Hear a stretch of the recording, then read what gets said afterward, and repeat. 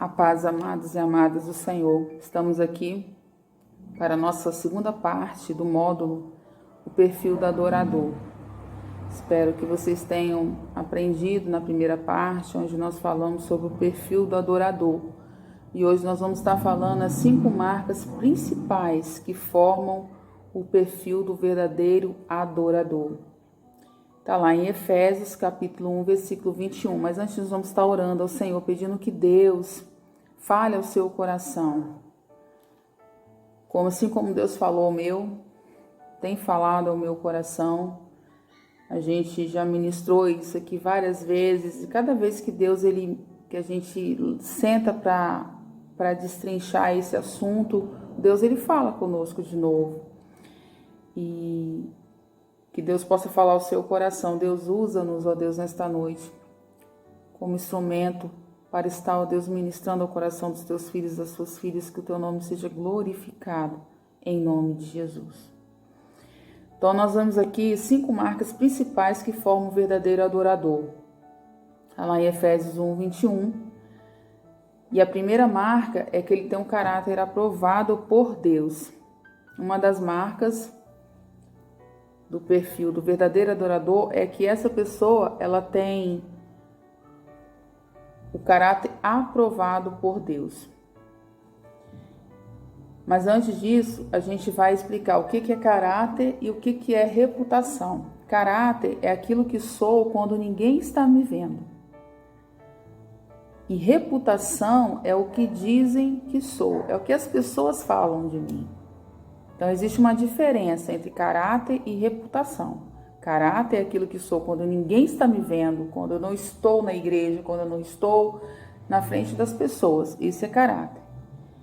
E aí, reputação é aquilo que as pessoas dizem que eu sou. E não existe pessoa sem caráter. Ou a pessoa tem um bom caráter ou a pessoa tem um mau caráter. Nunca sem caráter. A pessoa é uma coisa ou é outra. Então, o caráter é um dos bens mais preciosos que o indivíduo possui. Mas hoje em dia existe uma crise de integridade, é verdade. Nós vemos um mundo hoje que a gente vê muitas pessoas mau caráter, né? Essa crise de integridade que existe no nosso meio e acaba com que a gente se perguntando, será que existe ainda pessoas de bom caráter?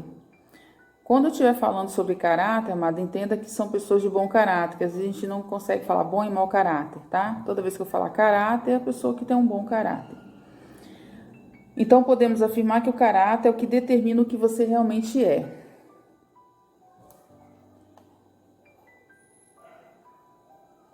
Mas quando analisamos, aí nós anotamos aqui algumas coisas, eu vou estar lendo algumas coisas para vocês. Mas será possível no mundo, neste tempo que estamos vivendo, termos uma vida de bom caráter? Sim, nós temos exemplo, basta nós olharmos para quem? Para Deus. O nosso Deus, ele é o nosso padrão de vida. E muito mais do que isso, ele enviou o seu filho Jesus. Jesus, ele nasceu, ele cresceu, ele viveu e morreu aqui na terra, nos dando exemplo que nós poderíamos ter essa vida de integridade, de caráter diante de Deus. Paulo, lá em Efésios, no capítulo 5, no versículo 1 ao 2, vou botar meu óculos aqui, que eu estou começando a ficar. Ele vai dizer o seguinte: sede, pois, imitadores de Deus, como filhos amados, e andai em amor, como Cristo vos amou.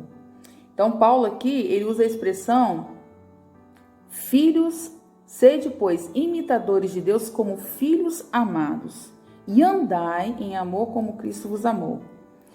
O filho, a gente observa que um filho, ele sempre quer imitar o pai, principalmente se o pai ele tem uma boa conduta, uma boa moral. Nós vamos estar falando sobre essas questões depois, de questão de moral, de conduta, mas analisando aqui a vida de um filho, o que acontece? O filho, ele quer sempre estar imitando o pai. Ele quer vestir como o pai, ele quer andar como o pai, ele quer falar como o pai, às vezes veste a roupa do pai e sai pela casa. Por quê? Porque ele quer ser igual ao pai. É a tendência, é o certo, o filho querer imitar o pai. Mas, quando Paulo ele fala isso lá em Efésios, sede, pois, imitadores de Deus como filho amado e andar em amor, que nós temos que andar como Cristo, falar como Cristo, imitar a Cristo em tudo que nós formos fazer.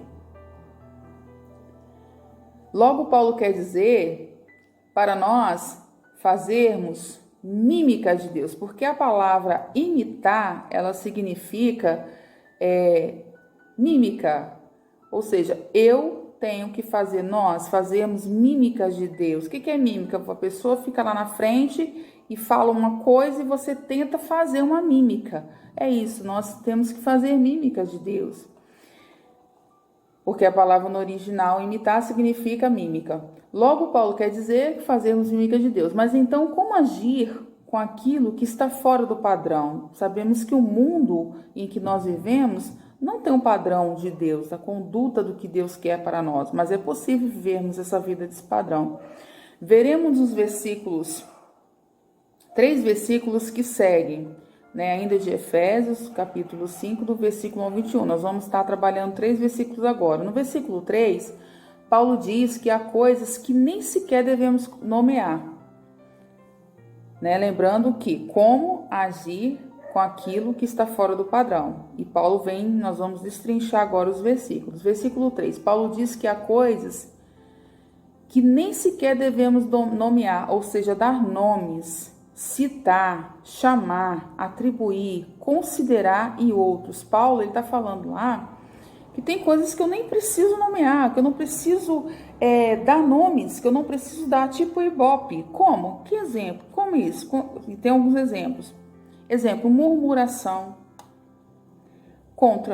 Murmuração, reclama de tudo. Murmuração contra a igreja, murmuração contra o ministério, murmuração contra os líderes, murmuração contra os pastores, murmuração contra o seu cônjuge, aquele que é casado, murmuração contra os seus filhos, xingamentos, palavras obscenas, palavras de maldição, denigrir a imagem de alguém ou diminuir uma pessoa. Isso são coisas que Paulo aqui ele vem nos ensinando que no versículo 3, que nessas coisas nós devemos nomear. Nós devemos abolir essas coisas, não nomear, não dar ibope, citar essas coisas. Já no versículo 4, ele vem falando sobre coisas inconvenientes. Aqui é onde devo analisar, eu ter um senso crítico, questionar de forma racional e inteligente, julgar se é necessário eu falar ou dizer algo, ou fazer algo. Ele vem nos aconselhando a isso, a evitar essas coisas inconvenientes. Ver o que convém e o que não convém. É ter um amadurecimento para rejeitar aquilo que é inconveniente para mim. Aquilo que é inconveniente para mim, eu tenho que evitar. Eu tenho que evitar as coisas inconvenientes. Paulo vem nos aconselhando isso. Que coisas inconvenientes são essas? Existem muitas outras coisas, mas algumas coisas eu achei aqui. Por exemplo, uma coisa que é inconveniente para um perfil de uma marca da pessoa que tem um caráter de Deus. É uma das primeiras marcas, caráter de Cristo, caráter do adorador. Então, com o que é essa coisa inconveniente? O que é ser inconveniente? Pornografia, músicas seculares. Quantas das vezes nós que somos músicos, atuamos na casa de Deus como músicos, nós ouvimos músicas seculares. Que músicas seculares? São músicas do mundo. Músicas que muitas das vezes fazem chorar porque a nossa alma ela é movida com essas coisas. Músicas seculares. A Bíblia diz que Deus ele habita no meio dos louvores, não é no meio das músicas seculares. Outra coisa, outro exemplo é ser paciente. Por exemplo, no trânsito, a gente que dirige, a gente é tentado a buzinar, o sinal fecha. Então isso é ser inconveniente, é você ficar buzinando, chamando atenção, isso é ser inconveniente. Contar piadas em lugares impróprios, isso é ser inconveniente. Por exemplo, um velório, pessoas que falam alto demais, pessoas que chegam gritando. Então, isso é ser inconveniente. Interromper pessoas falando, reclamar demais e outras coisas. Isso é ser inconveniente. No versículo 5, ele fala da pessoa de mau caráter. não tem herança no reino de Cristo e nem de Deus. Tem muita gente, a gente observa que a Bíblia diz que Deus ele dá o dom sem arrependimento. Então, muitas vezes nós confundimos ser cheios de Deus, mas em falar em línguas, em profetizar, em sapatear lá na frente, não. Ser cheios de Deus é ter uma vida de Deus, ter uma vida de bom caráter. E às vezes a gente observa as pessoas, sendo uma bênção na igreja, uma bênção no seu ministério, uma bênção na área que Deus te colocou, mas quando a gente vai olhar a vida da pessoa é totalmente ao contrário daquilo que ela prega. Então, nós como ministro, nós temos que ter um bom caráter, não sermos aquilo lá na frente, mas sermos tanto lá na frente quanto quando ninguém está me vendo, eu tenho um bom caráter. E aí ele fala que as pessoas de mau caráter não têm herança no reino de Cristo e nem de Deus. Aí eu botei exemplo aqui, pessoas que não pensam antes de falar, não pensam, saem ferindo pessoas com palavras, tem pessoas que matam pessoas com palavras. Então isso é exemplo de mau caráter, pessoa que não se expressam de qualquer forma. Nós temos que ter cuidado como falar, como se dirigir a uma pessoa, como se comportar diante de uma pessoa. E no versículo 6, Paulo ele nos orienta que devemos ser firmes quanto ao nosso caráter. Temos que ter firmeza. Não sermos Maria vai com as outras. Não, eu tenho firmeza no meu chamado, firmeza no que Deus me colocou, firmeza, identidade própria. Paulo ele vem falando sobre isso. Continuando ainda a primeira marca, como a gente está falando aqui, a primeira marca a primeira marca principal que forma o perfil do verdadeiro adorador, caráter aprovado por Deus. E aí, continuando, a gente vai falar sobre a postura dessa pessoa que tem caráter ainda como cristão, como adorador. Paulo deixa bem claro que precisamos assumir uma postura clara em relação à nossa conduta, ou seja, a minha maneira de proceder. Eu não posso viver uma vida em cima do muro, eu tenho que ter firmeza naquilo. Versículo 7, não sejais participantes com ele, não podemos deixar nos contaminar, não se misturar a tal ponto de eu não ter mais a oferecer. Às vezes, nós estamos num grupinho tão ali íntimo e às vezes a gente acaba, a tendência nossa é agirmos como aquelas pessoas. Então, vai chegar um ponto que eu não vou conseguir mais oferecer algo, porque eu já estou tão íntima, eu já estou falando tudo que eles estão falando, que vai acabar eu não tendo mais nada para oferecer. Então, Paulo ele vem nos orientando no versículo 7. Não sejais participantes com esse tipo de pessoa, pessoas caluniadoras, pessoas que vivem falando mal da vida do outro, falando mal do pastor, falando mal do seu líder, falando mal do seu ministério, da sua igreja. Isso é muito complicado e a gente vê muito isso no nosso meio, no meio da igreja. Exemplos de pessoas que a gente não deve estar participando ou de coisas que são inconvenientes, que nos contamina, pode nos contaminar. A infidelidade, traição, o adultério, prostituição, contendas, discórdias, dissensões, homossexualismo, lesbianismos e outros. São coisas que nos contaminam. Nós somos templo do Espírito Santo e não podemos nos contaminar, nos sujar com essas coisas. No versículo 8, ele vem falando sobre andarmos como filhos da luz. Eu preciso mostrar meu caráter. Se estou na luz, minhas atitudes irão se expressar. A tendência é quando você está no escuro, você não consegue identificar uma pessoa, você não consegue ver nitidamente o que você queria ver.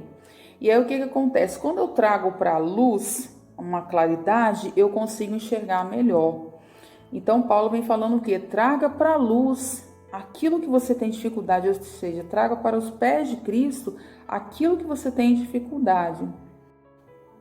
Em Efésios 4:1, ainda, Paulo, ele nos orienta, deixa eu olhar aqui que tá.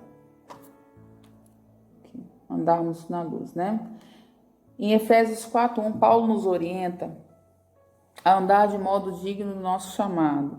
Você tem um chamado, eu tenho um chamado. E eu preciso andar de um modo digno, porque não foi qualquer um que me chamou, foi Deus, foi o próprio Deus que foi lá e te escolheu. A gente costuma fazer em consagrações de ministério de louvor. Eu me lembro quando eu fazia parte do cultivo espiritual do ministério de louvor, ao qual eu fazia parte.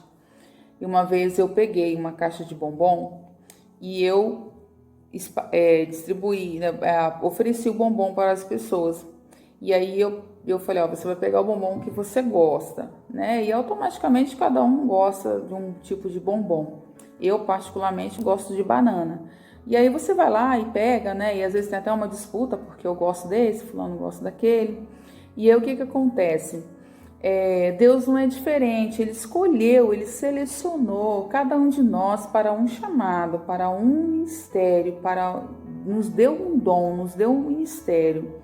E aqui nós estamos falando de louvoristas, de pessoas que atuam na área de louvor, de música da igreja. Nós estamos falando sobre adorador, pessoas que estão ali atuando na área de música da igreja, danças, instrumentos, envolvendo todas essas coisas. Então Deus te chamou, Deus nos chamou para um ministério, Ele nos deu um dom. E aí o Paulo ele vem falando aqui, nos orientando, né, a andarmos de um modo digno do nosso chamado. Exemplo, sempre andar com a verdade, nunca mentira. Vida de testemunho, responsabilidade, cumpridor dos deveres. Essa é uma forma de andar de forma digna. No versículo 10, ele vem falando assim, provando sempre o que é agradável, ou seja, devemos fazer somente aquilo que agrada a Deus. A vontade de Deus sempre deve ser perfeita, deve ser feita a qualquer preço, independente se aquilo vai me prejudicar, mas que a verdade sempre seja dita, a verdade sempre seja feita, cumprir com dignidade o chamado que Deus me fez. Por exemplo, a gente, como ministro de louvor, mentir, isso vai denigrir, fulano ministra lá na frente, canta, toca, mas é um mentiroso, é um salafrário, como as pessoas falam. Não, nós temos que andar de modo digno, não. Realmente a pessoa canta, toca, dança aquilo que ela vive. No versículo 11, diz assim, não sejais cúmplices. Ele fala sobre cumplicidade, nós não somos cúmplices. Reprovai-vos, não podemos ficar cúmplices do pecado de outros. Nossa posição deve ser firme contra o pecado.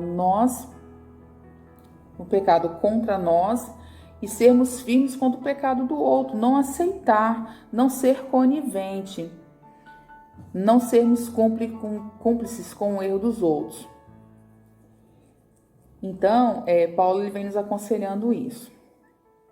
Nós observamos também que uma pessoa que tem um caráter aprovado por Deus, que é uma das primeiras marcas, características, é que o caráter ele é uma decisão. Eu decido ser. Às vezes a gente ouve em certos aconselhamentos que a gente está aconselhando e conversando com pessoas, e aí as pessoas falam assim, não, porque meu pai foi assim, porque a minha mãe foi assim, então eu sou assim. A gente costuma falar que é o síndrome de Gabriela, nasci assim, vou morrer assim, minha mãe é assim, então eu vou ser assim, meu filho vai ser assim. Não, eu decido ser um bom caráter. Nós precisamos decidir qual é o caráter que eu quero para a minha vida, independente se meu pai, se é minha mãe ou aquela pessoa que me criou foi de outra forma. A decisão de ter um bom caráter e ter um caráter aprovado diante de Deus, a decisão é minha. Então, Deus irá permitir situações na nossa vida para que o nosso caráter seja aprovado. Paulo dá umas dicas em como alcançarmos essa meta para termos um bom caráter. Versículo 13, né? Traga tudo para a luz e aproxime-se de Jesus. Fique esperto, no versículo 14. Olhe sempre ao seu redor, olhe como a sua vida está, em que rumo ela está tomando. A gente tem que estar sempre fazendo uma análise da nossa vida. A gente nunca tá bom, a gente nunca é bom o suficiente, a gente tem que estar sempre aprendendo alguma coisa, sempre existem áreas nas nossas vidas que precisa ser mudado, que precisa ser moldado, que precisa pedir o Espírito Santo para moldar. Nós precisamos, todos os dias, nós somos confrontados, porque nós não chegamos à estatura perfeita ainda. Então, a nossa vida é um processo, a santidade na nossa vida é um processo, ela não vai chegar de um dia para o outro. E assim, a nossa vida de um bom caráter, desenvolver um bom caráter, vai ser sempre um processo. Então, nós estamos nesse processo. Então, é uma luta constante. Então, eu tenho que sempre estar me autoconhecendo. Até que ponto eu posso andar até aqui? Até que ponto eu posso ir? Até que ponto eu posso alcançar? Até que ponto? Até onde eu posso ir? Então, a gente precisa se conhecer para que quando vier situações, eu possa falar, não, aqui eu não posso ir, porque aqui eu sei que eu vou cair. Então, é se autoconhecer, ficar esperto, olhe sempre ao seu redor, olhar a sua vida. Precisamos olhar para nós e vermos o que está de errado, o que precisa ser mudado, o que eu preciso aumentar, o que eu preciso diminuir. Então, é isso que Paulo vem falando aqui no versículo 14. No versículo 15, ele fala assim, falando sobre para nós mudarmos o nosso comportamento. Então, para nós mudarmos nosso comportamento, preste atenção por onde, com quem tem andado, diga com quem tu andas e direi quem tu és. Isso é um ditado popular, diga-me com quem tu andas e eu direi quem tu és. Meu pai sempre falava isso comigo.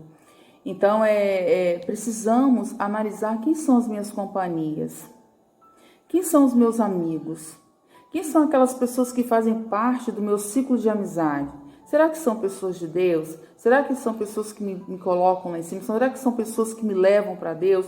Ou são pessoas que têm me afastado de Deus? Então, nós temos que ter cuidado até mesmo com as nossas amizades, com o que nós estamos vendo, o que a gente está nutrindo na nossa alma. Será que eu estou vendo coisas que realmente edificam? Será que eu estou ouvindo e lendo coisas que realmente me edificam? Então, tudo isso vai me dizer quem eu sou para as pessoas. Então, se eu ando com pessoas de Deus, eu vou ser uma pessoa de Deus. Se eu ando com pessoas que não vivem Deus, que não andam segundo a vontade de Deus, a minha tendência é sempre andar e ser como essas pessoas. Então, nós temos que ter muito cuidado quanto ao nosso comportamento mesmo, se autoconhecer, analisarmos aquilo que é tentação para mim, aquilo que é tentação para você, aquilo que você acha que é sua fraqueza. Então, nos autoconhecer, não acharmos que somos super mulheres, super homens. Não existem super mulheres e não existem super homens. Existem seres humanos, pessoas que nós somos falhos, somos tentados. E Tiago, ele chega a dizer que não nos vem tentação senão humana, ou seja, aquilo que me atrai, aquilo que a minha carne quer. Então, nós temos que nos conhecer, nos policiar.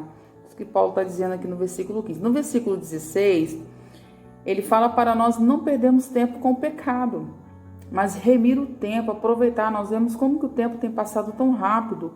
O tempo passa muito rápido. Eu costumo dizer, eu ministrando na última escola de adoradores, eu falei que o nosso corpo ele tem prazo de validade, verdadeiramente como que você era 10 anos atrás? Totalmente diferente. Como que você está hoje? Então, isso quer dizer que o tempo ele passa muito rápido. E às vezes a gente vê pessoas perdendo tempo com coisas bobas, com coisas tão pequenas. E remir o tempo, aproveitar o tempo que você tem. Aproveite o tempo que você tem para ler bons livros, aproveite o tempo que você lê para ver boas palestras, aproveite o tempo que você tem para se dedicar ao seu chamado, aproveite o tempo que você tem para se dedicar à sua profissão, aproveite o tempo que você tem com a sua família, aproveite o tempo, remir o tempo, não é ficar perdendo tempo com conversas, com coisas que não edificam, mas aproveitar o tempo com coisas que edificam, que vai me fazer bem. No versículo 17, ele vem falando que para nós procurarmos saber qual é a vontade de Deus. E é verdade. Uma das provas que a pessoa tem um bom caráter, é a pessoa que é obediente a Deus. Custe o que custar, nós precisamos ser obedientes, saber qual é a vontade de Deus. Às vezes precisamos tomar decisões e nós não procuramos, não buscamos de Deus se realmente aquilo é da vontade de Deus. Então, às vezes aquilo que parece que para mim é bom, Lá em Provérbios fala que há caminhos para o homem que parecem ser perfeitos, mas no fim são caminhos de mortes. Então nem tudo que a gente vê deslumbrante, aquela coisa, não, isso é de Deus. Nós temos que buscar, Senhor, é da tua vontade? Senhor, é da tua vontade que eu faça isso? É da tua vontade que eu saia desse emprego? É da tua vontade que eu não exerça mais esse ministério? Senhor, o que o Senhor quer que eu faça? Sempre estamos buscando a vontade de Deus, que a vontade de Deus ela é boa, perfeita e agradável. No versículo 18, Paulo vem falando para nós vivermos cheios do Espírito Santo. E o Espírito Santo, quando nós somos cheios do Espírito Santo, o Espírito Santo ele gera santificação em nós.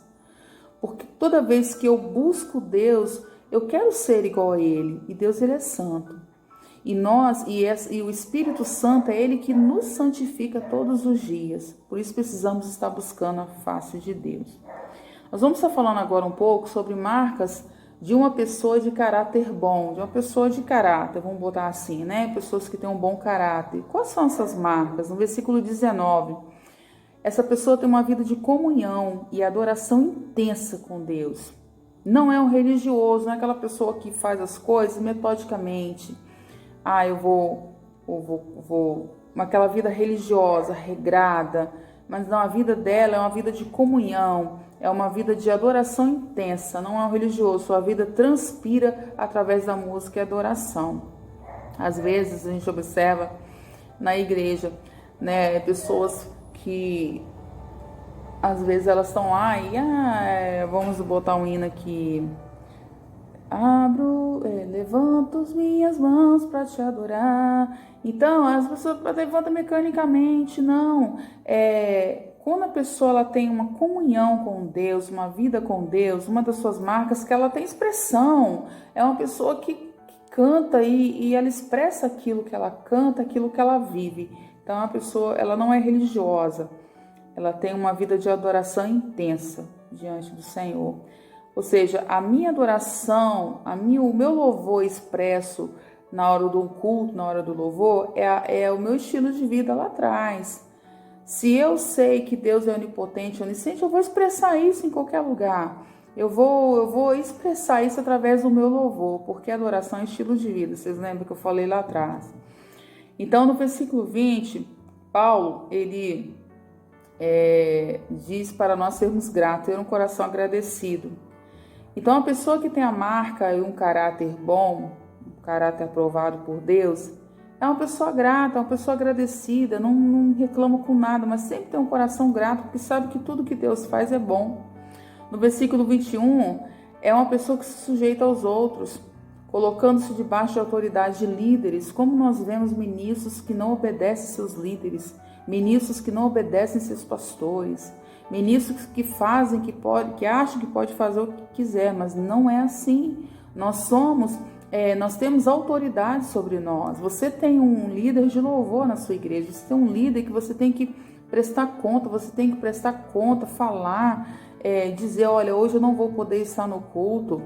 Talvez você não possa falar o motivo por telefone, mas depois você pode ligar ou pessoalmente falar, olha, eu não pude aquele dia por esse motivo, mas dá satisfação. A gente vê ministros que muitas vezes escalam o ministro de louvor e a pessoa não dá satisfação. Nós temos que prestar conta, nós temos que ser fiéis ao nosso líder. Prestarmos conta, olha, eu vou viajar. E aí o que você vai falar? Olha, tal dia, olha, feriado, agora eu vou estar viajando. Então, por quê? Porque aquele líder, ele pode estar, naquele final de semana, ele vai precisar de você. Mas se você comunica, ele vai escalar outra pessoa. Então, tem que haver uma comunicação. E isso é se submeter à autoridade. Não achar que é dono do próprio nariz. Porque desde o momento que a gente entra no ministério, que você entra num grupo, você tem que dar satisfação ao seu líder. Colocando debaixo de autoridade de líderes eclesiásticos, como eu falei, pastores, seu líder de louvor, seu pastor, ou sua pastora, você tem alguém acima de você que você precisa prestar. E autoridades governamentais, nós precisamos respeitar as nossas autoridades governamentais. Nós temos visto aí essa pandemia o que tem acontecido? Nós temos obedecido. Não pode ter tantas pessoas na igreja. Então, o que a gente tem? Reduzido o número de irmãos na igreja. Isso é ser obediente, ser submisso, submeter à autoridade. Não sermos autossuficientes. Eu posso, eu quero. Não, nós temos que prestar conta a alguém. Então, se sujeita aos outros. Se sujeita, isso não é humilhação. Isso é humildade. E Deus se agrada disso. Porque as nossas autoridades são constituídas por Deus. Então, nós temos que ter essa marca, né, de sermos submissos aos nossos líderes. Então, até agora, nós falamos sobre a primeira marca, né, do perfil do adorador é ter um caráter aprovado por Deus. E agora nós vamos estar falando sobre essa segunda marca. A segunda marca que forma o perfil de um verdadeiro adorador é que essa pessoa ela é faminta por Deus. Está lá em Salmo 63, o versículo 1 ao 11, que fala sobre essa fome por Deus. Sabemos que quando uma pessoa está com falta de apetite, não quer comer, você oferece, a pessoa não quer comer, o que acontece? É sinal que algo não vai bem. Principalmente se é uma pessoa que come bem, uma pessoa que se alimenta bem e chega um dia e fala, não estou bem, não quero comer, é sinal que algo vai mal. Na nossa vida espiritual é a mesma coisa. Não podemos ter falta de apetite das coisas de Deus, temos que ter fome de Deus, fome da palavra de Deus, fome de estar com Deus, fome de se alimentar. Nós precisamos ter, porque toda vez que existe algo em nós, a nossa vida espiritual que fala, eu já não estou a fim de ler Bíblia, porque tem dia que a gente não está, mas leia, se alimente da palavra de Deus, isso é fome, precisa ter fome. Lá em Salmo 73, 11, a gente vai estar falando sobre isso. O ministro que não tem fome de Deus, pelas coisas de Deus, significa que algo está errado. O primeiro sinal é a falta de leitura da Bíblia. Não tem vontade de ler Bíblia. E aí, se você não se alimenta, se você não alimenta o seu espírito, a sua alma com a palavra de Deus, a sua tendência é ficar fraco, cair, se machucar, se ferir, porque você está fraco. Mas quando nós nos alimentamos dessa palavra, nutrimos a nossa alma, o nosso espírito com a palavra de Deus, nós nos fortalecemos. Exemplo disso, nós vamos lá em Ruth, no capítulo 1, no versículo 1, foi que Noemi, ela deixou Belém, juntamente com seu esposo, seus 2 filhos, e foram para onde? Moabe. E ali, Belém significa, eu expliquei na última aula, que Belém significa casa de pão. Noemi, ela deixou a casa de pão, ela deixou a presença de Deus para ir para um outro lugar que não oferecia as coisas de Deus. Foi no meio de um povo idólatra, um povo que não reconhecia um Deus como um Deus verdadeiro. Então, nós vemos o exemplo de Noemi, e ela sofreu muito, teve várias consequências devido a essa decisão dela. Então, meu amado, minha amada, precisamos decidir todos os dias permanecermos na casa de pão. Precisamos decidir todos os dias permanecer em Belém. Precisamos todos os dias nos alimentarmos dessa palavra, que é a palavra de Deus. Porque é ela que nos fortalece, é ela que nutre a nossa alma, é ela que nutre o nosso espírito, é ela que nutre o nosso corpo. O problema, nós anotamos aqui algumas coisas, o problema é que estamos substituindo relacionamento por conhecimento. A gente vê tantas pessoas querendo estudar, fazendo teologia, é muito bom, isso é muito bom. Eu fiz, eu não me arrependo, pretendo continuar, fazendo uma pós, alguma coisa assim, mas buscando conhecimento, mas não relacionamento. E Deus, Ele nos criou para quê? Para nos relacionarmos. Precisamos conhecer Deus, precisamos conhecer sim, mas precisamos nos relacionarmos com Deus. E o problema é que a gente tem observado que as pessoas têm substituído relacionamento por conhecimento. Eu quero conhecer Deus, mas eu não quero relacionamento com Ele. E isso é muito sério. Substituímos Deus pela teologia. Temos conhecimento coletivo de Deus, mas não temos um conhecimento pessoal de Deus. Isso é muito sério. Nós, como ministros de louvor, nós temos que conhecer Deus intimamente, para que possamos, quando estivermos cantando, ministrando através da dança, do louvor, do instrumento que Deus nos deu, sabermos dizer o que nós estamos cantando, o que nós estamos ministrando na casa de Deus. E eu só consigo conhecer uma pessoa quando eu tenho intimidade, quando eu tenho relação pessoal com ela, quando eu conheço a pessoa dela, eu posso falar dela, eu posso dizer algo sobre ela, porque eu conheço a pessoa. Com Deus não é diferente. Então, às vezes, tocamos, cantamos, dançamos aquilo que nós não conhecemos. Sabemos o que Deus fez, o que Ele pode fazer, mas não se tem relacionamento pessoal, muito ativismo, substituímos Deus por nossos programas, e é verdade. Nós temos observado nessa quarentena, nesses dias que nós estamos mais em casa, devido a esse vírus, sobre essa pandemia, e o que nós temos observado? Que nós estávamos muito naquele ativismo, queremos fazer muita coisa, e às vezes não, é verdade, o ativismo não é espiritualidade. Ativismo não atrai Deus, muito pelo contrário, o ativismo nos afasta de Deus. Deus, Ele não quer que nós estejamos uma vida de Marta, de ficar correndo, fazendo muita coisa. Deus, Ele quer que nós sentemos aos seus pés todos os dias, em oração, em palavra, em Bíblia, em jejum, em propósito com Deus, para que nós tenhamos relacionamento. Deus, Ele se preocupa em relacionar conosco, e não em atividades, muitas atividades na igreja. Isso não gera espiritualidade, isso gera cansaço, fadiga, e acaba nos estressando, nos fadigando. O ministério acaba ficando pesado, se torna algo pesado, um fardo pesado, e Deus não quer isso para nós. O fardo do Senhor, Ele sempre leve. A palavra do Senhor diz que o fardo do Senhor é leve, Ele não nos dá peso. E ativismo gera peso, nós temos que ter muito cuidado. Eu tenho um livro aqui em casa, muito bom, que eu uso no discipulado com as nossas líderes de mulheres, que fala sobre como ter um coração de Maria nos dias de Marta. Vivemos dias de Marta. Nós precisamos ter um coração de Maria nesses dias. Maria, ela deixou tudo, deixou a irmã dela sozinha lá, preparando as coisas para quê? Para sentar aos pés de Jesus. Ela aproveitou daquela presença de Jesus para aprender mais com o mestre. E nós precisamos fazer isso, sair do ativismo.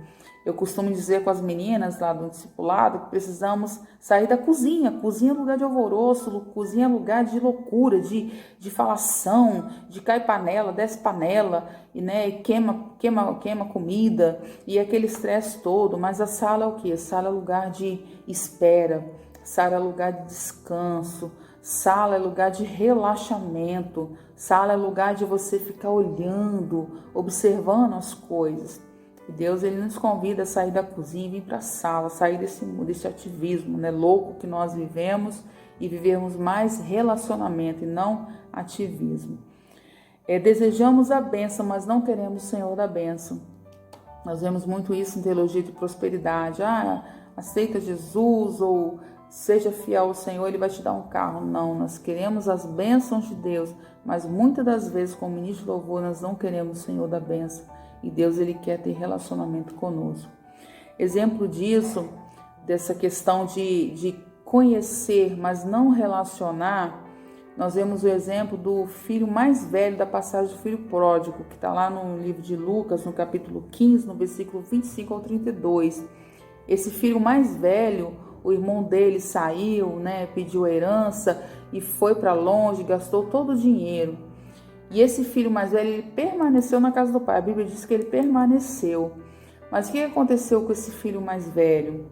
A Bíblia diz que o filho mais novo, ele retornou para a casa do pai, e o pai colocou um anel no seu dedo. A Bíblia diz que o pai pediu a melhor roupa, assou lá o bezerro e fez aquela festa porque o filho tinha retornado para casa.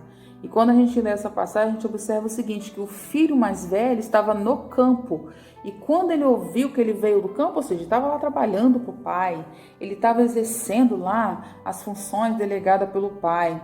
E a Bíblia diz que ele fez o quê? Ele foi, procurou um dos moços, ou seja, um dos seus empregados, e perguntou: vem cá, o que está acontecendo? O que está acontecendo lá na minha casa? E aí, eu quero chamar a sua atenção nesse ponto.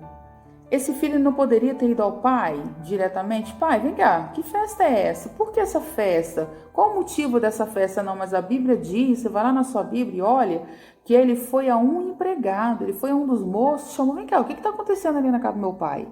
Porque isso mostra que ele não tinha intimidade.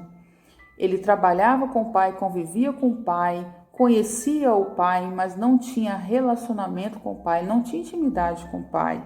E existem ministros na casa de Deus, ministros, isso eu falo para líderes, isso eu falo para pessoas que estão atuando na casa de Deus, não falo nem aquelas pessoas que vão à igreja, sentam só e participam do culto, adoram o Senhor ali e vai para casa, mas eu falo para líderes e ministros na casa de Deus que conhecem Deus, sabem o que Ele pode fazer, mas não tem relacionamento, não tem intimidade com Deus. Isso é muito sério, nós precisamos ter intimidade com esse Deus.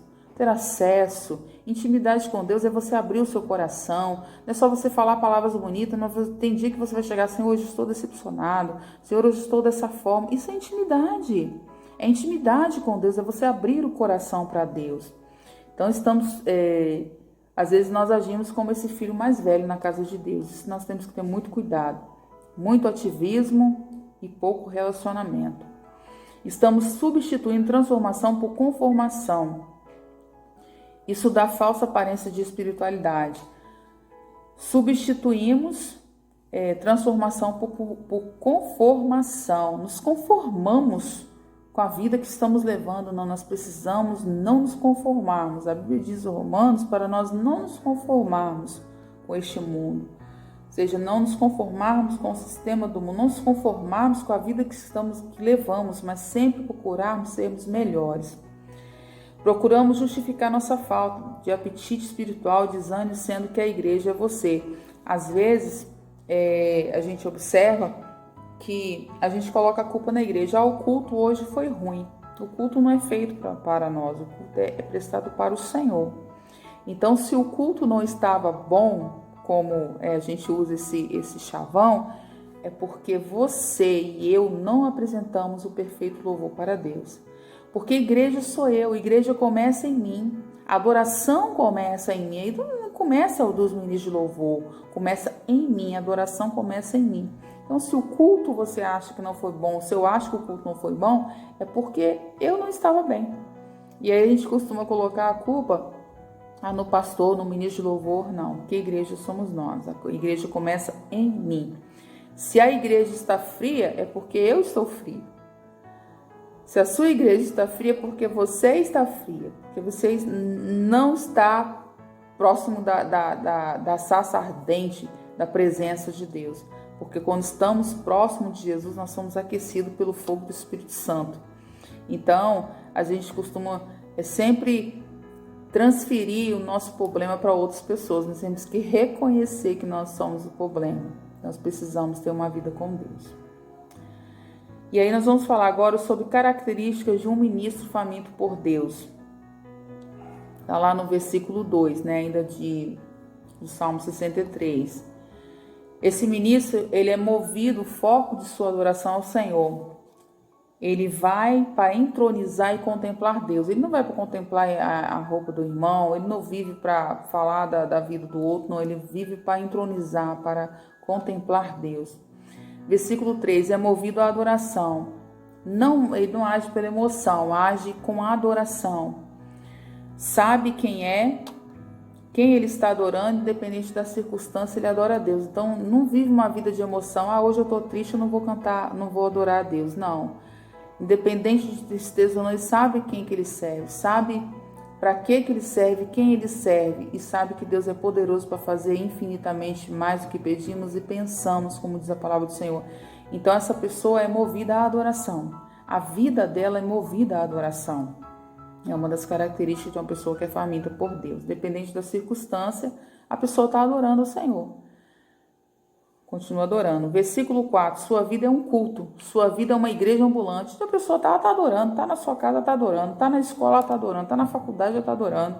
está cantando e está sempre expressando louvor a Deus. É uma igreja ambulante, não fica presa a quatro paredes, não, só vou cantar quando eu estiver na igreja, não só vou tocar quando estiver na igreja. Não, está numa rodinha, irmãos, vamos cantar aqui.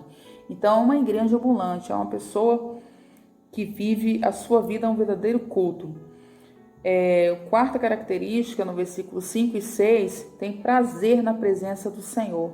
Não por imposição ou por medo, mas tem prazer no que faz. O ministro ele tem esse prazer. A pessoa que tem fome por Deus, uma das suas características é que ela tem prazer em estar e fazer a vontade de Deus. Eu estou escalado hoje para dançar, não queria. Sabe, vai daquela forma, não, tem prazer. Glória a Deus. Amém. Glória a Jesus, que eu fui escalado para expressar o meu louvor, para dançar, para tocar. Então, tem prazer nas coisas do Senhor. Quinta característica, no versículo 7, enfrenta a vida com coragem e satisfação. Sabe, sente que ao lado dele existe um Deus todo-poderoso. Então, aquela pessoa sempre para cima. Não, Deus está comigo. Estou passando por isso, mas eu sei que o meu Redentor vive, como diz Jó, né? Versículo 8. Vive uma vida totalmente dependente de Deus. Deus, ao nos criar, Ele nos criou para a comunhão, para nos relacionarmos com Ele. Deus quer uma relação não por imposição, mas por desejo e anseio de estar com Ele. A gente observa isso no versículo 8 do Salmo 63, que ali o salmista, ele anseia pela presença de Deus. Quantas das vezes, como ministro, como líder, como nós estamos falando mais para ministros, e a gente vai para a presença do Senhor ou vai orar porque foi imposto um propósito e a gente não vai com aquela ansiedade de buscar a Deus, mas vai porque foi imposto. Não, Deus ele nos criou para comunhão, Ele nos criou para relacionamento. E ele deseja que o nosso coração tenha o mesmo desejo que ele, de encontrar Ele, de estar com Ele, de passar tempo com Ele, de ter prazer em estar com Ele. Então, essas são algumas características de um ministro, de um perfil do adorador que tem fome por Deus, é faminto por Deus. Agora nós vamos estar passando para a terceira marca. Nós falamos da primeira marca e agora nós falamos da segunda, né? A primeira marca tem um caráter aprovado, perfil de um verdadeiro adorador, ele tem um caráter aprovado. A segunda característica que marca, a segunda marca principal é faminto por Deus. E agora nós vamos estar falando sobre a terceira marca principal que forma o perfil de um verdadeiro adorador, é que ele tem uma vida irrepreensível. Está lá em Salmo 119, versículo 1 ao 11. Poucas pessoas hoje em dia dão valor a ser correto, ser honesto, ser uma pessoa de bom comportamento. Isso é verdade. É muito raro hoje, né? Achamos porque estamos no tempo da graça, temos os direitos de pecar. Vivemos no tempo da graça. Eu peco, o pecado ele tem que ser um acidente na nossa vida, mas todos nós, né, durante o dia, 24 horas, é comprovado e estudado, segundo os teólogos, que nós cometemos no mínimo 3 pecados por dia. Calculando 3 vezes 360 dias, olha o tanto de pecado que a gente comete durante um ano. Mas aí, nós vivemos dentro da graça. Às vezes as pessoas acham assim, não, eu posso pecar aqui porque Deus vai me perdoar ali. Deus perdoa, mas Deus ele contempla o nosso coração. Então o salmista ele vem falando aqui sobre ser repreensível. E o que é ser irrepreensível? É ser honesto, fiel ao cônjuge, né? Aquele que é casado. Temperante, uma pessoa que tempera, que está sempre temperando nas conversas, temperando, apaziguando. Modesto, humilde. Modesto quer dizer humildade, a pessoa humilde, não violento, não avarento, bom testemunho, pessoa que tem bom testemunho. Então, isso é ser irrepreensível. Qual o perfil de uma pessoa irrepreensível? Aí vamos lá para o versículo 1, né, do Salmo 119. Ele tem caráter comprovado. As pessoas falam dessa pessoa como um bom caráter. A crise hoje não é de conhecimento, pois conhecimento e informações nós temos até demais, e é verdade. Hoje nós temos conhecimento, nós temos a internet que nos informa muita coisa, não é como, vamos supor, há 20 anos atrás, se eu quisesse fazer uma pesquisa, né, eu sou dessa época, não que eu seja velha, mas a gente, que eu tinha que fazer? Para me fazer uma pesquisa, eu tinha que ir para os livros. Eu ia para os livros e pesquisava, e eu lembro quando eu estudava, eu ia lá na UF, saía daqui da UF, para ir lá na UF estudar, pesquisar. Hoje não, hoje eu clico no celular, clico no computador, tem várias informações. Então a crise hoje não é de conhecimento nem de informações, porque nós temos demais. Mas a crise hoje é o compromisso. Uma pessoa que ela é irrepreensível, ela tem compromisso. Ela tem compromisso com o seu ministério, tem compromisso com a sua igreja, ela tem compromisso com o seu pastor, ela tem compromisso com o seu chamado. E a gente observa que existe muito conhecimento, muita informação, mas nós temos pouco compromisso. No versículo 2, essa pessoa que que é irrepreensível, ela tem valores que ela não negocia. Não negocia valores, ela tem valores que ela leva, principalmente da palavra, que a palavra nos orienta, e ela não negocia a palavra de Deus. A Bíblia é sua regra de fé e prática. Isso aí ela tem que ser para todo cristão. A Bíblia é a única regra de fé e prática para nós. No versículo 2, ainda, fala que tem muita sede por Deus, ama a Deus e quer sempre agradá-lo. Uma pessoa que está sempre querendo agradar a Deus.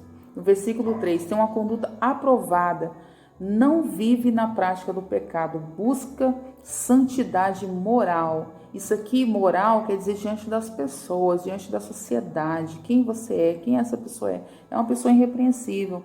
Uma santidade moral, separa, consegue separar, consegue ser separado. Não age como um ímpio, mas age como uma pessoa justa.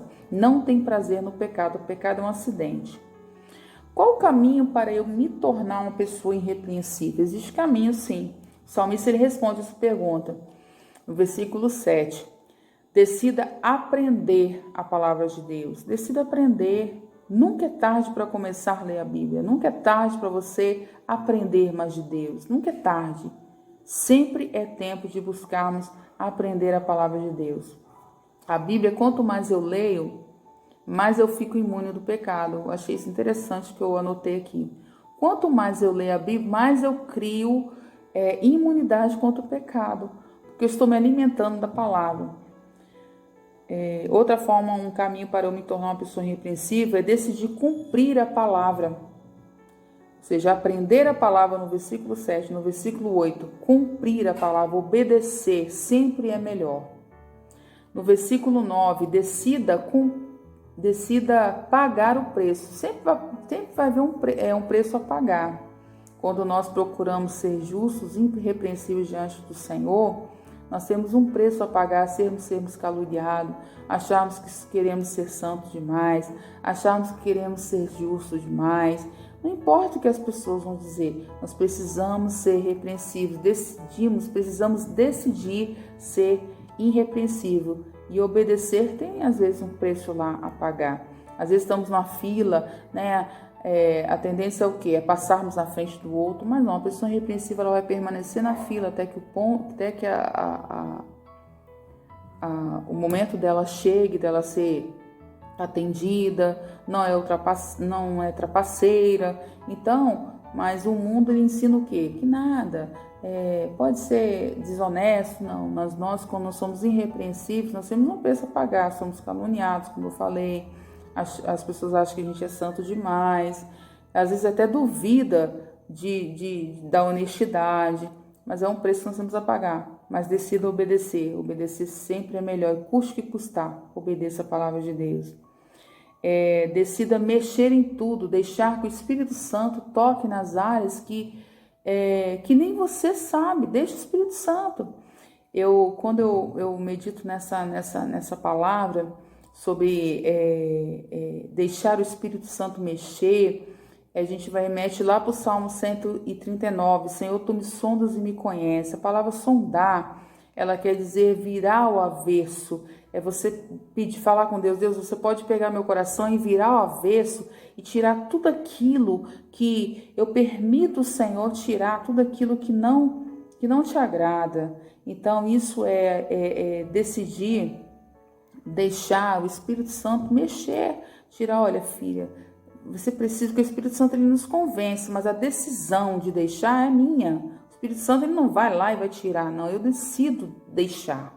Então deixa o Espírito Santo te convencer e decida deixar se mexer. Espírito Santo, ó, fica à vontade, essa casa é tua, o Senhor pode entrar na sala, pode entrar no quarto da minha vida, pode entrar no banheiro da minha vida, né? A gente costuma dizer que o nosso corpo ele é um cômodo e muita gente permite Deus entrar só na sala, mas às vezes ele quer entrar no quarto, ele quer entrar lá na intimidade que nem seu marido, seu filho, ninguém conhece, mas ele quer entrar na intimidade. Decida ter uma vida sem pecado, versículo 11, decida pela santidade. Pecado deve ser um acidente na nossa vida. E aí nós vamos agora para a quarta marca principal que forma o perfil de um verdadeiro adorador. Vive uma vida à altura de Deus. É possível alguém viver uma vida à altura de Deus? Sim. O salmista, lá no Salmo 15, no versículo 1 ao 5, ele vai falando para nós. Tozer, né, até na apostila de vocês, falando desse pastor e escritor, conferencista bíblico, né, um homem muito inteligente, nasceu nos Estados Unidos, e ele fala sobre que o primeiro sinal de decadência espiritual é o abandono do conceito de Deus. Sabe, quando eu decido não, quando eu falo, será que Deus, será? Sabe, é como eu me rebaixo e aquele conceito que eu tinha sobre Deus já não é o mesmo. Então, Tozer, ele vem falando sobre isso, que o primeiro sinal de decadência espiritual é o abandono do autoconceito de Deus. Essa falta de temor de Deus, essa falta de reverência. Temor não é medo, temor é reverência. Ela tem causado muitos danos no meio da igreja e muitas das vezes é por causa de falta de temor no seu coração, as coisas de Deus. E o que isso tem causado? Louvores egocêntricos, louvores que canta do homem para o homem, são louvores egocêntricos e não cristocêntricos. Egocêntrico, eu canto para mim, eu canto para você. Não que eu estou dizendo que existem hinos assim, às vezes Deus nos conduz a cantar hinos que realmente vai edificar a pessoa, mas os hinos eles têm que ser cristocêntricos, ou seja, ao nosso Deus que se assenta no trono e ao Cordeiro pertencem à salvação. É um louvor cristocêntrico, você está dedicando, adorando a Deus, levando a igreja a adorar a Deus, é cristocêntrico.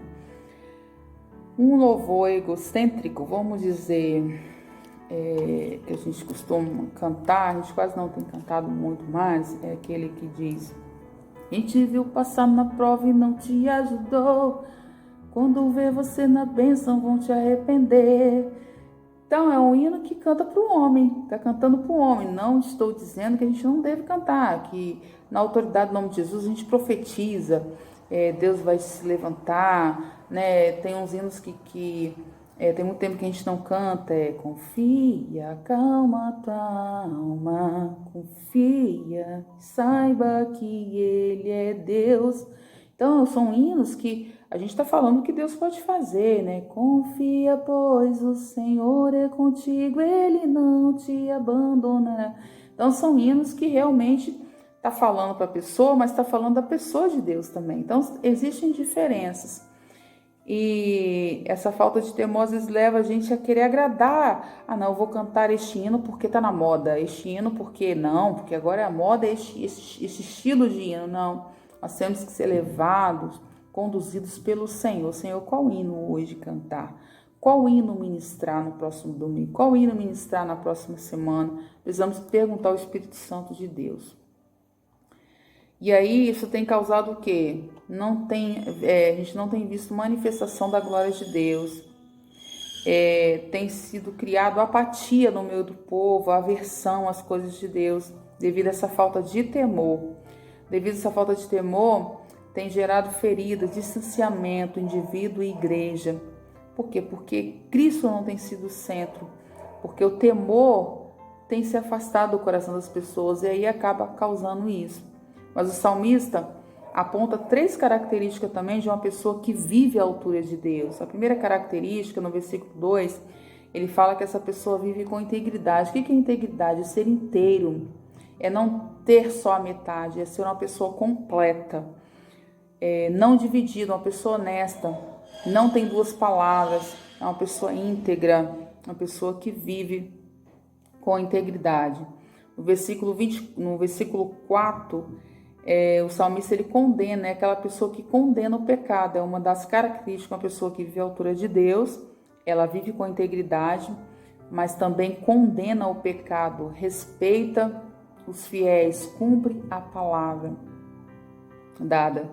A segunda característica, pratica justiça, não vive de usura, não aceita suborno, é uma pessoa realmente que vive à altura de Deus. E a terceira característica de uma pessoa que vive à altura de Deus é uma pessoa que fala a verdade, não é maldicente, não age com má intenção, não prejudica o semelhante, não repete boatos e mexericos, não é fofoqueiro, não vive de intriga e não fala da vida alheia.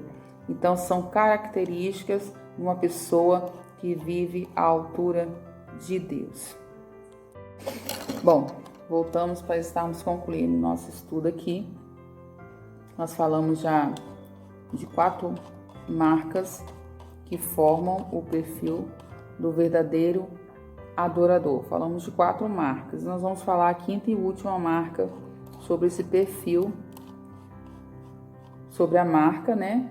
A 5ª e última marca principal que forma o perfil de um verdadeiro adorador. Nós vamos falar dessa 5ª marca agora. Depois nós vamos estar fazendo um resumão só para vocês estarem entendendo mais sobre esse módulo. Espero que Deus esteja falando ao seu coração. Amém? Então, a 5ª marca principal que forma o perfil do verdadeiro adorador é a pessoa que busca uma vida de santidade, uma vida separada para Deus. Está lá em Salmos, de número 16, o versículo 1 ao 11. Está falando que sempre a gente observa, né, principalmente estudantes até a 8ª série, a gente vê o movimento protestantismo, onde foi a reforma de Lutero, que Lutero ele não queria a divisão da igreja, ele queria mudança na igreja católica, e aí houve aquele movimento, a reforma protestante, onde ele escreveu 95 teses, né, de que coisas que ele não concordava ali na igreja, né, e aí ele vai e faz essas 95 teses, e aquela revolução toda, e aí surge a reforma protestante, que graças a Lutero, hoje eu e você estamos aqui. Mas depois de Lutero, Martinho Lutero, depois da reforma protestante, acontecem outros movimentos, né? E a gente vai estar falando sobre essa santidade, e por que é uma das marcas, né, do perfil de um verdadeiro adorador, é a santidade. E aí, só para a gente entender o que é essa santidade, como que esses movimentos ele vem falando sobre essa santidade. Por exemplo, a gente vê aí em toda a história da igreja uma busca pela santidade. Então surgiram vários movimentos. Isso depois de Martinho Lutero. Aí a gente vê aí o monasticismo, né, que está aí na apostila de vocês. Esse movimento ele surgiu no século III e tinha como prática a abdicação, ou seja, eles abriam mão das suas vidas, abriam mão das suas profissões, abriam mão até mesmo das suas famílias para ir para um mosteiro, né, e ficar ali, viver uma vida ali separada da sociedade, separada das pessoas, separada da família. Então eles abdicavam, eles abriam mão das suas vidas para viver uma vida separada. Aí daí surge os mosteiros, né, que é onde tem os monges que são os homens, e as monjas, que são as mulheres. Aí está o monasticismo. Eles viviam distantes, surgiram os mosteiros, né? Aqui no Espírito Santo mesmo, quando a gente está indo para João Neiva, aqueles cantos ali, depois que passa aqui Serra, nós temos um mosteiro ali, né? Nós temos exemplo disso. Então o monasticismo, ele vem abdicando da sua vida para se dedicar à religião. Um outro movimento que surgiu foi o puritanismo, que surgiu no século XVI. Os puritanos foram reformadores da reforma. Produziu grande efeito na época para tirar os resíduos que ainda ficaram da Igreja Católica na igreja, que tinham surgido depois no meio dos protestantes. Ou seja, protestantes que a gente fala, somos nós hoje. Então, os puritanos, que a gente fala puritanos, eles foram aquelas pessoas que reformaram a reforma de Lutero. Esse movimento, ele teve um grande efeito na época, porque eles queriam tirar aqueles resíduos, como eu falei, da época da Igreja Católica ainda, que ficou algumas coisinhas, alguns requisitos da Igreja Católica. Então, esse movimento, os puritanos, eles vieram tirar algumas práticas que ainda haviam ficado da Igreja Católica. Os puritanos, eles eram fiéis à palavra, ou seja, à Bíblia.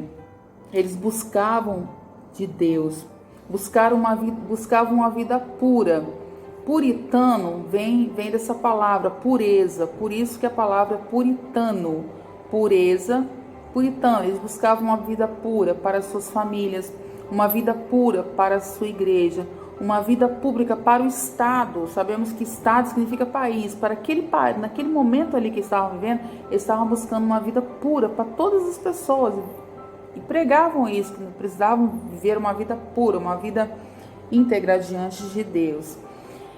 E daí surge o nome puritanos, que vem de pureza, né? Uma vida de pureza na família, no Estado, na igreja, uma vida separada, buscavam santidade de Deus. Então esse foi o movimento puritano. Depois surgiu o movimento pietismo, o pietismo, não é PT não, tá gente, é pietismo, que foi surgido, que o líder desse movimento foi Spener, foi um líder desse movimento, surgiu no século XV. Um movimento de renovação da fé cristã, surgiu na igreja luterana e teve uma longa duração, né? Ele surgiu para trabalhar o indivíduo, o indivíduo. Então aí está o pietismo, né? Surgiu na igreja luterana e ele trabalhava o indivíduo, uma vida de santidade, cada um para si, para servir ao Senhor em santidade, em busca de santidade ao Senhor. E teve uma longa duração. E, se eu não me engano, esse movimento ele durou mais de 200 anos, assim, esse movimento, sabe, aquela pegada de estar trabalhando o indivíduo, cada um, que Deus não olha a gente como multidão, Ele olha a gente como um indivíduo. Então eles vieram trabalhando esse lado do indivíduo. E por último aí a gente observa o movimento metodismo, né? Que surgiu no século XVII. Seu líder foi John Wesley. Daí surgiu a igreja metodista wesleyana hoje, que a maioria de nós conhecemos, que é metodista wesleyana. Então o seu líder foi John Wesley. John Wesley, ele foi um homem muito abençoado. Ele vivia estudando a palavra de Deus, vivia uma vida de oração. A gente vê a vida de Wesley, a gente olha a biografia de Wesley e a gente vê que ele é um homem de Deus, foi um homem de Deus, um homem que se entregou à palavra do Senhor, que se dedicou realmente a viver uma vida com Deus. E uma coisa que John Wesley, movido pelo Espírito Santo, ele trouxe nesse movimento metodismo, é a relação íntima do indivíduo com Deus, uma relação íntima, o que a gente estava falando alguns minutos atrás, sobre relacionamento com Deus. Então, John Wesley, nesse movimento, ele veio trazendo isso. Então, a gente observa o quê?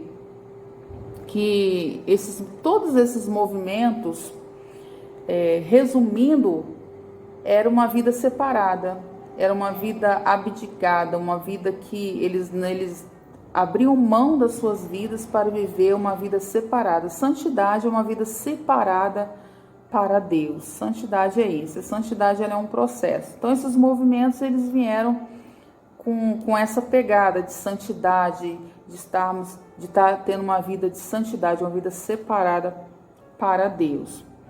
E a gente tem movimentos hoje, né? Surgiu esses movimentos lá e hoje a gente tem alguns movimentos que a gente observa no meio evangélico e que a gente não vai estar falando aqui, mas que existem muitos movimentos. E aí, quando a gente vai lá para os Salmos de número 16, a partir do versículo 4 a 8, Davi nos mostra as características, o que caracteriza uma pessoa que busca santidade. Qual característica é essa de uma pessoa que busca santidade em Deus? E a gente vai destrinchar aqui algumas características. No versículo 4, ele mostra que essa pessoa, que este ministro, tem compromisso sério com Deus, não troca Deus por nada, não negocia. São palavras que a gente vem falando lá atrás, mas que a gente está enfatizando aqui, não troca Deus por nada, não abre mão dos seus valores, não negocia a palavra de Deus, sabe que Deus é um Deus que quer exclusividade minha e sua. Essa pessoa ela sabe que Deus não abre mão de mim, Ele não quer eu pela metade, Ele me quer por inteiro, Ele te quer por inteiro. Deus não compete as nossas vidas, Ele nos quer por inteiro. Possui uma ambição espiritual, versículos 5 e 6. A pessoa que busca uma santidade, ela tem uma ambição espiritual. O que é ambição? É querer mais. Não aceita a situação que está, mas está sempre querendo mais. Está ligado ao... Hoje, existem muitas pessoas que estão ligadas ao ter. Eu preciso ter. Não, eu preciso ser. O mundo hoje, se a gente não tiver cuidado até mesmo na igreja, você precisa ter isso. Não, eu preciso ser o que Deus quer que eu seja. Então, a pessoa que vive uma vida de busca de santidade, ela não quer ter, ela quer ser. Sua esperança está em Deus e não em seus bens. Sua esperança está no Senhor e não nas suas promessas. Ela espera no Senhor. E bom é esperar no Senhor, né, amados? A pessoa que busca uma vida de santidade, ela goza de intimidade com Deus. Versículo 7. Sabe que o homem que teme a Deus é Deus que o instrui e medita na tua palavra. Deixa eu voltar aqui atrás. Possui uma ambição espiritual, né? É uma das características de uma pessoa que busca santidade em Deus e goza de intimidade com Deus. Versículo 7. Sabe que o homem que teme a Deus é Deus que instrui. Por isso medita na Bíblia de dia e de noite. Essa pessoa que busca uma santidade com Deus, que está querendo dizer aqui, é que essa pessoa ela teme a Deus, não tem medo de Deus. Temer a Deus não é ter medo, temer a Deus é ter reverência, é ter respeito, é confiar e acreditar que Deus pode fazer, que Deus é Deus e que não há outro. E essa pessoa ela medita na Bíblia dia e noite, ela vive meditando na palavra do Senhor, como está lá em Salmos, capítulo 1, versículo 2. Uma pessoa que busca santidade em Deus também, ela anda em obediência e comunhão, sua vida com Deus. A sua vida não é só de momentos, não é só de arrepios. Ai, estou sentindo Deus porque Deus, estou me arrepiando. Não. Uma pessoa que busca santidade com Deus, ela tem uma vida constante com Deus. Ela faz disso uma resolução, o resumo da sua vida é Deus. Ela não negocia Deus, como nós falamos lá atrás. E Davi ele mostra nos versos 9 a 11 quais os resultados de uma vida santidade, de uma vida de santidade, uma vida que a pessoa decide separar a sua vida com Deus. Ela tem algumas consequências quando você decide, quando eu e você decidimos ter uma vida de santidade com Deus, existem alguns resultados. A primeira gera uma vida integral, sadia. quando eu tenho uma vida de santidade, uma vida separada com Deus, o meu corpo ele vai bem, a minha alma vai bem, o meu espírito vai bem. Então, engloba tudo, corpo, alma e espírito. Eu tenho uma vida integralmente sadia. Isso que o Salmo, versículo 9, está falando. Todo o corpo, toda a alma e o espírito são sadios. Ou seja, eu sou inteiramente sadia, porque eu decidi ter uma vida separada com Deus. Eu estou andando com Deus, eu estou vivendo uma vida de santidade com Deus. Eu vou ter uma vida integralmente, ou seja, toda sadia por Deus. Gera uma vida divinamente protegida. No versículo 10, Deus ele tem compromisso com aqueles que têm compromisso com Ele. Então, o braço forte do Senhor está estendido sobre a vida dessa pessoa que busca uma vida de santidade. Quando eu tenho uma vida de santidade, que eu busco, eu luto por essa vida de santidade, Deus ele é o nosso braço forte. Ele estende sua mão, os seus olhos estão colocados diariamente sobre nós. Há um cuidado de Deus sobre nós. E outro resultado, e último resultado, é que gera uma vida completamente feliz. A pessoa que tem uma vida de santidade, busca em Deus, ela tem uma vida completamente feliz, porque independente da circunstância, ela é feliz, porque o seu contentamento não está em ter, no que ela tem, mas é no que ela é e o que Deus é para ela. Então essa alegria do Espírito é independente da circunstância. Essa pessoa ela é feliz. Se ela tem um arroz, ela está feliz. Se ela não tem um arroz, ela é feliz. Se ela só tem um macarrão, ela é feliz. Então é uma pessoa que ela é feliz em si, porque o contentamento dela está no Senhor e não nas coisas. Então gera uma vida completamente feliz. Direção para a vida, comunhão com Deus, satisfação em tudo. É uma pessoa satisfeita em tudo, porque ela entende que tudo que Deus faz é bom e que a vontade de Deus é boa, perfeita e agradável. Amados, chegamos ao término da nossa aula, né? Nós falamos aqui sobre, vou só dar um resumo rapidinho aqui, sobre as 5 marcas do perfil de um adorador. E quando a gente fala de adorador, como eu falei, adoração é estilo de vida. E aqui nós estamos falando para ministros de louvor, pessoas que ministram na casa de Deus. Então nós precisamos ter essas características. 5 marcas principais que formam o perfil do verdadeiro adorador. A primeira marca tem caráter aprovado por Deus. Então nós falamos sobre o que é caráter, o que é reputação, que há uma diferença. Caráter é aquilo que sou quando ninguém está me vendo, e reputação é aquilo que as pessoas dizem que eu sou. A segunda marca passou aqui, só aumentou. A segunda marca, a primeira é um caráter aprovado por Deus. E a segunda marca, porque é tantas coisas aqui que a gente acaba não lembrando assim muito, né? É uma pessoa que é faminta por Deus, né? Faminta por Deus, a pessoa é faminta por Deus. A primeira, caráter aprovado. A segunda, ela é faminta por Deus, tem um caráter aprovado por Deus. A terceira marca é uma pessoa irrepreensível, tem uma vida irrepreensível diante de Deus e diante dos homens. E a quarta marca principal que forma o perfil de um adorador, vive uma vida à altura de Deus. Podemos viver e temos que viver uma vida à altura de Deus, é possível, a gente viu que é possível. E a quinta marca é uma vida de santidade com Deus, busca uma vida de santidade. Por que busca? Porque a santidade, como eu falei, é um processo e a gente busca constantemente essa santidade. Buscamos todos os dias uma vida separada para Deus. Amados, que Deus em Cristo nos abençoe.